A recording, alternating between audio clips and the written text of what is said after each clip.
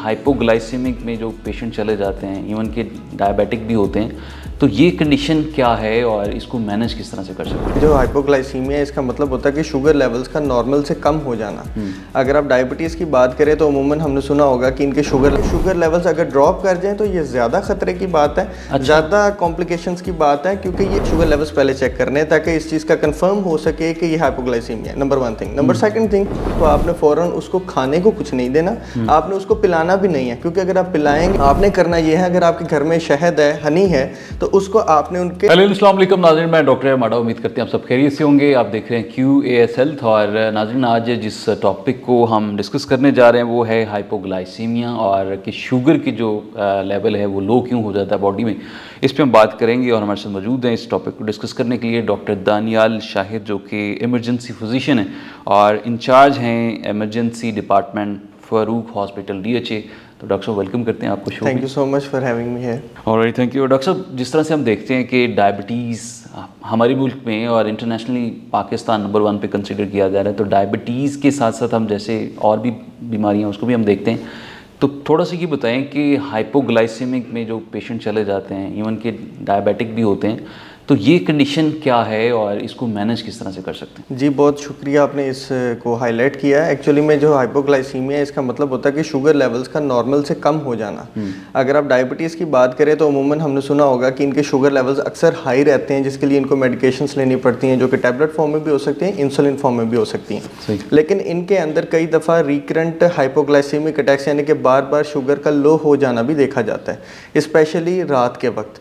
होता क्या है कि अगर इनका 70 मिलीग्राम पर डेसीलीटर, जो कि शुगर लेवल है जो लोअर बॉर्डर है, इससे अगर ये नीचे हो जाता है तो ये कंसिडर किया जाता है एज अ हाइपोग्लाइसीमिया, यानी लो शुगर लेवल्स। इसके अलामात में ये होता है कि जो पेशेंट्स, खासतौर पर जो डायबिटिक्स होते हैं, उनको स्वेटिंग हो सकती है, पसीना आ सकता है, उनको शिवरिंग हो सकती है, उनकी जो जिस्म है वो कांपना शुरू हो सकता है, और उनको एक बिल्कुल अजीब सी कैफियत का महसूस होता है कि जिसमें जिस्म में जान नहीं है, फेंट हो सकते हैं, डिजीनेस हो सकती है, चक्कर आ सकते हैं। और स्पेशली ये रात के वक्त ज़्यादा देखा जाता है, क्योंकि जो मेडिकेशंस रात को लेकर सोते हैं, उसके बाद अक्सर लोग अच्छी मील नहीं लेते हैं या डिनर प्रॉपर नहीं करते, तो जो शुगर लेवल्स है वो मेडिकेशंस की वजह से या इंसुलिन की वजह से ज़्यादा ड्रॉप कर जाता है। और ओवरनाइट फास्टिंग की वजह से, नींद की वजह से जब वो मॉर्निंग में उठते हैं तो उनको हाइपोग्लाइसीमिया होता है, यानी कि उनकी शुगर लेवल्स काफ़ी कम होते हैं। ठीक है। अच्छा, नॉर्मली पेशेंट को यही बताया जाता है कि आपकी शुगर लेवल हाई रहती है, उसको आप मेनटेन करें, बहुत सारी चीज़ों से अवॉइड करवाने की कोशिश की जा रही होती है कि आपने कट कर देना, ये भी नहीं खाना, वो भी नहीं खाना, आपने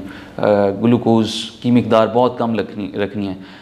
तो थोड़ा सा बताएं कि इसके पीछे क्या वजह है, और पेशेंट को अवेयर होने के हवाले से भी, थोड़ी सी आगाही के हवाले से बताएं कि किस तरह से मैनेज करें। जी बिल्कुल, ठीक है। अच्छा, इस तरह से है कि शुगर लेवल्स को कंट्रोल रखना हमारा आइडियल कंसर्न होता है कि एक उसकी रेंज होनी चाहिए फास्टिंग की भी, और खाने के 2 घंटे के बाद, जिसको पोस्ट प्रेंडियल शुगर कहते हैं या रैंडम शुगर कहते हैं, उसकी भी एक रेंज होती है।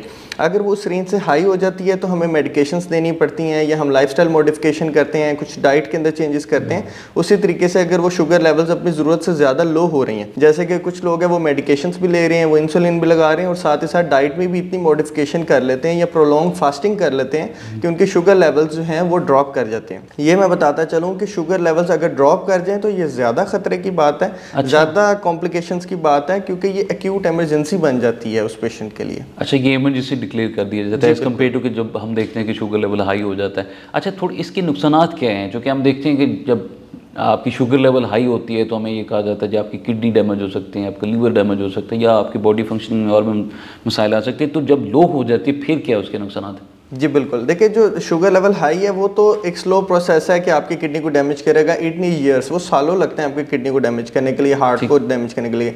लेकिन जो हाइपोग्लाइसीमिया, बेसिकली आपका जो ब्रेन है, आपका जो दिमाग है, उसकी जो नीड है वो ग्लूकोज है। आपके दिमाग ने जो काम करना है, उसके जो फंक्शन है वो ग्लूकोज के ऊपर डिपेंडेंट है।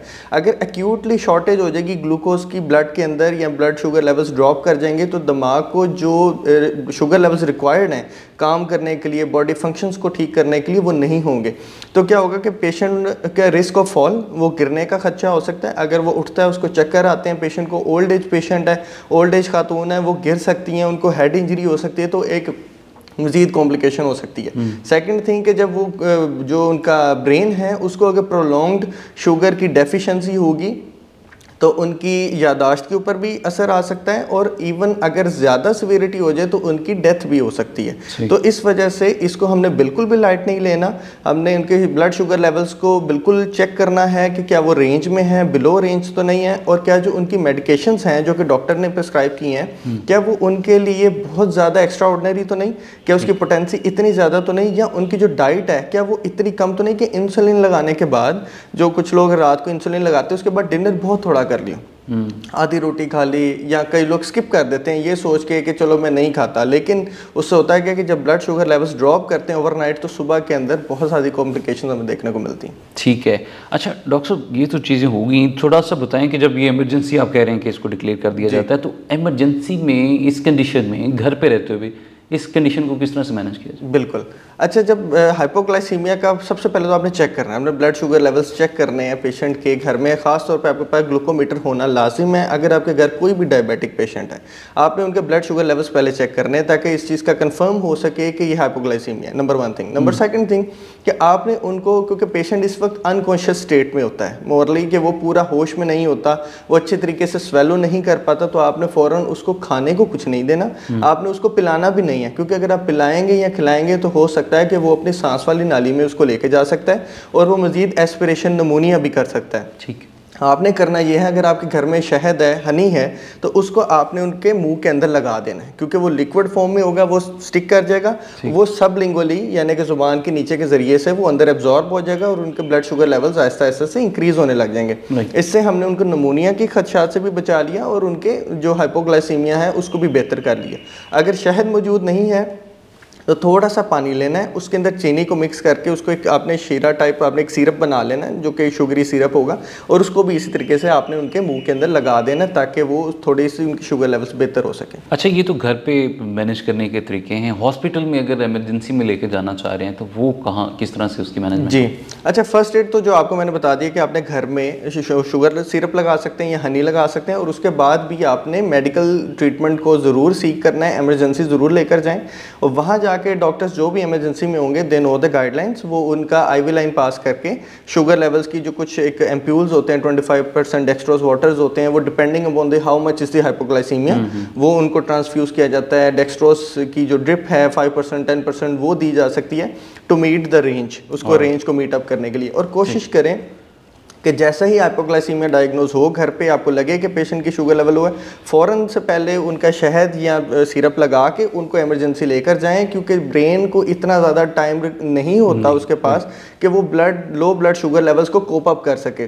तो अगर आप ये घंटों डिले कर देंगे तो it can defect their memory as well and other cognitive functions as well. Alright doctor साहब, बहुत अच्छा लगा आपने मालूमात शेयर की, और उम्मीद करते हैं हमारे जो व्यूवर हैं, हमारे जो लिसनर्स हैं, उन्होंने भी इस सेगमेंट को एंजॉय किया और इससे बहुत कुछ सीखा होगा, और इमरजेंसी में इस कंडीशन को किस तरह से कॉप अप कर सकते हैं। तो जनाब, आज के सेगमेंट में इतना ही। अपने मेज़बान डॉक्टर हमारे को इजाज़त दीजिए। अल्लाह ने के बाद।